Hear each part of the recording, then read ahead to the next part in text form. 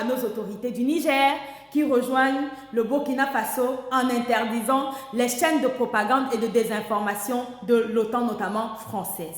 Ce n'est pas une seule chaîne qui a été interdite au Niger, mais plusieurs chaînes, y compris Mediapart. Mesdames et messieurs, nous sommes le 10 mai 2026. Bienvenue dans ma chronique de ce jour. Mais avant de démarrer, permettez-moi de remercier le peuple africain du Niger et du Mali, sortis nombreux hier, soutenir nos autorités et envoyer ainsi un message clair, notamment à la France, notamment à l'OTAN, pour dire que nous sommes prêts et déterminés à nous libérer parce que nous savons pourquoi nous sommes attaqués.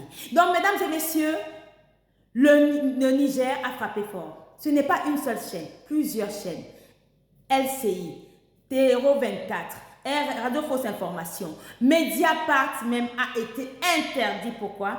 On vous le dit toujours, quand il s'agit de l'Afrique, même quand ils ont des analyses qui concordent, quand il s'agit de l'Afrique, ils finissent toujours par venir incriminer les Africains. Mediapart, que moi je respectais à l'époque, quand je commence à voir comment cette chaîne analyse la situation au Sahel, j'ai bien compris. Et quand les chaînes françaises appellent ceux qui nous attaquent rebelles, appellent ceux qui nous attaquent séparatistes, c'est que ces gens-là se foutent réellement de notre gueule. Quelqu'un qui se lève, prend une arme pour terroriser un peuple, il n'y a pas d'autre mot, c'est un terroriste. Et mesdames et messieurs, ce à quoi nous faisons face en Afrique noire notamment, puisque je pense que vous l'avez remarqué, il n'y a pas de terrorisme en Afrique du Nord.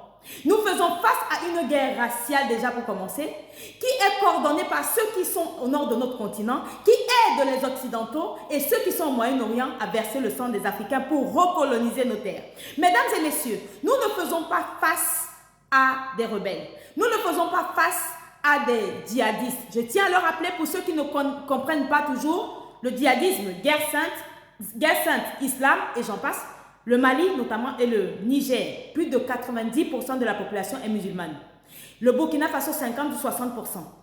Donc nous sommes ici face à des pays qui sont profondément musulmans. Expliquez-moi la guerre sainte, ce qu'elle sert du côté du Mali et du Niger, du Burkina Faso notamment. Mesdames et messieurs, je vous le dis et je le maintiens ici. Les Occidentaux, à travers l'OTAN, détruisent des pays et ils utilisent la terreur. Et dans chaque espace territorial dans ce monde-ci, ils ont une appellation qu'ils donnent à leurs hommes armés. Ils ne peuvent absolument pas appeler M23 terroriste ou djihadiste parce qu'ils savent très bien que le M23, djihadisme là-bas, ça ne sonne pas. Parce que ceux à qui ils donnent des armes au Rwanda ne sont pas des musulmans. Donc, ils leur donnent d'autres appellations. Et pourtant, ce à quoi est confronté le Congo depuis 30 ans, c'est du terrorisme. Ce ne sont pas des rebelles, ce ne sont pas des séparatistes. Du côté de Haïti, c'est pareil.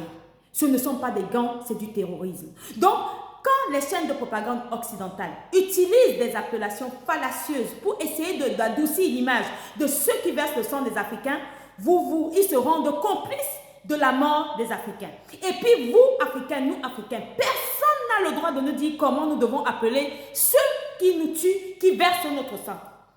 Nous les avons appelés dans l'AIS des terroristes, des mercenaires de l'OTAN. C'est ainsi que vous devez vous mettre dans la tête et ainsi que vous devez les appeler. Donc je salue ici la décision de nos autorités du Niger qui ont suspendu également plusieurs organisations non-G. Comment est-ce que vous pouvez expliquer le silence de ces organisations lorsque 12 000 mercenaires de l'OTAN attaquent un seul pays? 12 000 mercenaires, donc 12 000 militaires de l'OTAN cachés. C'est carrément, 12 000, c'est carrément le chiffre de l'armée d'un pays.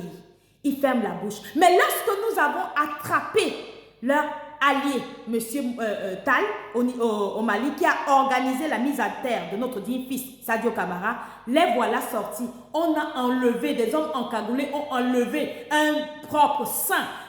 Il faut appeler, alerter leurs sources et leurs sponsors pour dire mettez les yeux sur le Mali, on est en train d'enlever des avocats et j'en passe, alors que nous savons très bien que ce monsieur est derrière la déstabilisation du Mali. Comment expliquer le silence lorsqu'on enlève des Ukrainiens en pleine rue pour les emmener au front comme chair à canon? Les organisations non n'y sont pas. Palestine, Congo, absolument pas. Leurs droits humains, bizarrement, c'est vers des pays ou vis-à-vis des pays qui sont en train de se battre contre un phénomène qu'on appelle le terrorisme. Comment on peut acculer des militaires d'un pays qui sont en train de se battre contre le terrorisme? Si ce n'est pas du racisme, si ce n'est pas de la méchanceté, si ce n'est pas de la haine, comment vous pouvez acculer quelqu'un qui est en train de se défendre? Mesdames et messieurs, il n'y a pas de droits humains. Je vous l'explique encore ici. Les organisations non G sont financées indirectement par les pays de l'OTAN. Ces organisations vont créer, vont écrire des communiqués quand ils ont fini. En tout cas, quand ils vont accompagner les bombes de l'OTAN. Et quand ils se rendent compte que l'opinion internationale s'est rendue compte que c'est un mensonge, la Libye qu'ils ont créée, ils ont trouvé pour bombarder les pays, ils vont écrire encore des rapports pour incriminer leurs sponsors, leurs pays qui les financent. Mais ces pays qui les financent font quoi de ces rapports-là? Absolument rien, c'est juste pour la forme. Mais par contre, chez les faibles, chez les Africains, chez les Noirs, ce n'est pas pour la forme, c'est pour venir nous attaquer. Et c'est pour ça qu'ils multiplient, ils essayent par tous les moyens d'humaniser ceux qui terrorisent les Africains. Donc mettez-vous ça bien dans la tête. Nous ne sommes pas attaqués par des djihadistes. Parce que quand nous voyons ces djihadistes, ils disent guerre sainte. Nous les retrouvons dans la forêt avec des préservatifs. C'est avec de l'argent, c'est avec de la drogue. Dites-moi comment quelqu'un de saint peut se battre avec quelque chose que sa religion même interdit. Et ce qui est incroyable, c'est qu'ils sont en train de mener une guerre sainte. Pourquoi est-ce que quand les Famas les suivent, ils fuient le paradis? Ils sont en train de fuir, ils s'en vont, ils ont transformé le Sahel en terrain de Jeux olympiques de l'athlétisme.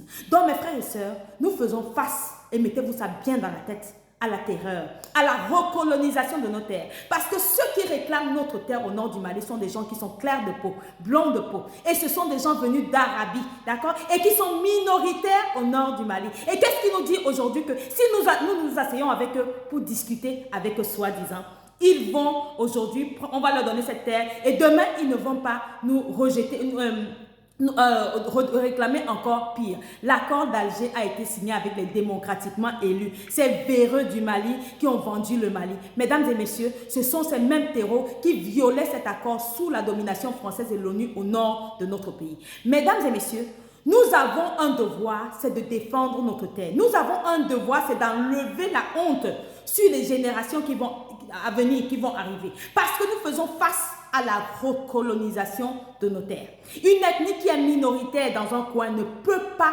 réclamer la terre de ce coin, surtout quand cette ethnie n'a rien à voir avec les propriétaires de la terre.